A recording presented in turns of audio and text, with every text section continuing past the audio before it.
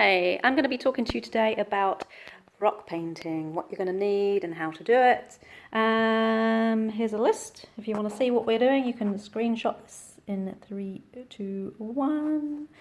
First up, you're going to need a tablecloth to protect your table, wear old clothes, and remember you're painting, it can make a mess. You're going to need paints, $2 shop, acrylic paints are perfectly fine.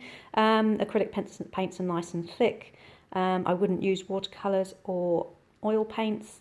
I would use acrylic. If you're using acrylic, you will need to varnish them if you're going to put them outside, because otherwise they'll weather.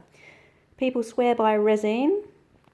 A resin test pot's a great paint, nice and thick, and you do not need to varnish them because it survives outside. A little bit more expensive, about $5 a pot. You're going to need good brushes, and you're going to need water because you're going to be changing your paint brushes and water all the time.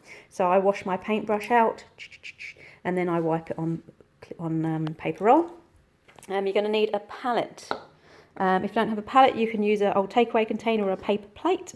If you've only got a few colours, make sure you have the primary colours, and you can look on Google and find how to make all colours that you need, including skin colour. Just Google it and it will tell you the formula of colours you need to mix to make the colour you want.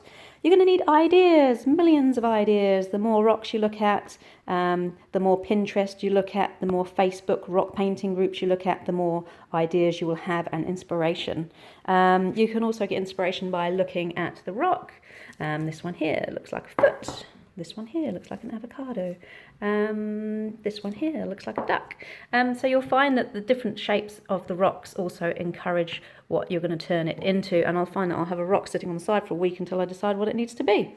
So first of all, you're going to take a pencil, you're going to take your rock, and you'll find rocks everywhere. You can get them from the beach, you can get them from the garden, you can get them from next door, you can buy them. They're $3 or $4 a kilo at Stone and Water World.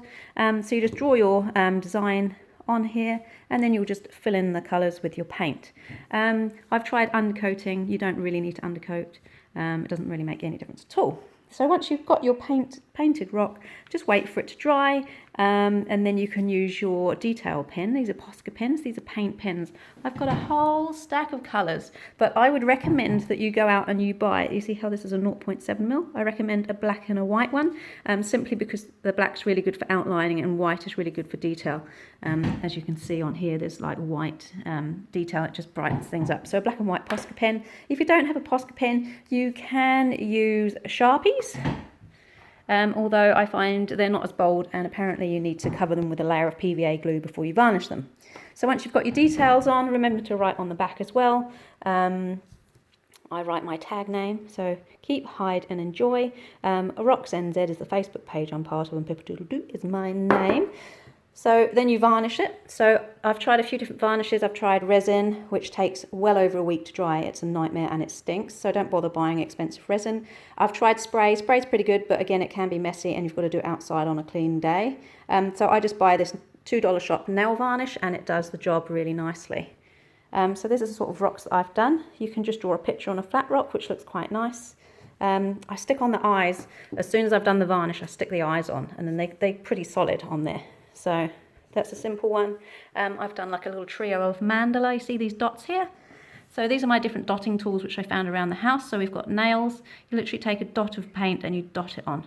So you can use the end of nails, you can use dowel, you can use, this is a modelling stick, you can use a nail dotting tool, all sorts of things. So then you can make these. They're quite fun to do as well.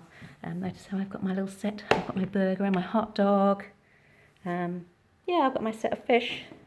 And you can then hide all the rocks. You can put them in local parks or on different walks, or you can give them to your friends. Debbie Moore, this one is for you. Yeah, just have fun with them, and it's a great activity to do, especially during lockdown. Okay, well, that's it. Have fun, guys. Bye.